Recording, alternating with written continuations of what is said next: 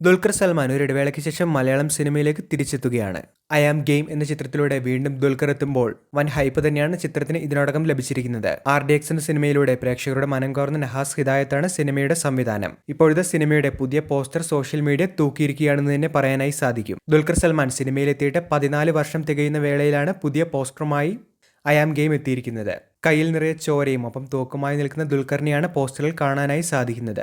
ഒരു violent action സിനിമയായിരിക്കും I am game എന്നാണ് ഈ പോസ്റ്റർ നൽകുന്ന സൂചന. ചിത്രം ഓണം റിലീസായിട്ടായിരിക്കും എത്തുക.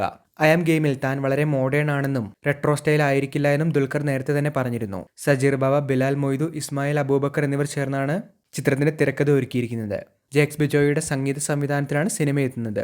ആക്ഷന് വലിയ പ്രാധാന്യം നൽകിയുള്ള ചിത്രത്തിന്റെ ഹൈലൈറ്റ് അൻപർവ് മാസ്റ്റേഴ്സ് ഒരുക്കുന്ന വമ്പൻ സംഘടന രംഗങ്ങളായിരിക്കുമെന്നാണ് ചിത്രവുമായി ബന്ധപ്പെട്ട ഏറ്റവും പുതിയ റിപ്പോർട്ടുകളിൽ കാണുന്നത്. കാന്തയായിരുന്നു അവസാനമായി നേരത്തെ പുറത്തിറങ്ങിയ ദുൽഖർ ചിത്രം. മികച്ച പ്രതികരണങ്ങളായിരുന്നു സിനിമയ്ക്ക് എല്ലാ കോണിൽ നിന്നും ലഭിച്ചിരുന്നത്. എന്തായാലും ഇപ്പോൾ ഐ എം ഗെയിമിന്റെ പോസ്റ്റർ സോഷ്യൽ മീഡിയ ഏറ്റെടുത്തിരിക്കുക തന്നെയാണ്.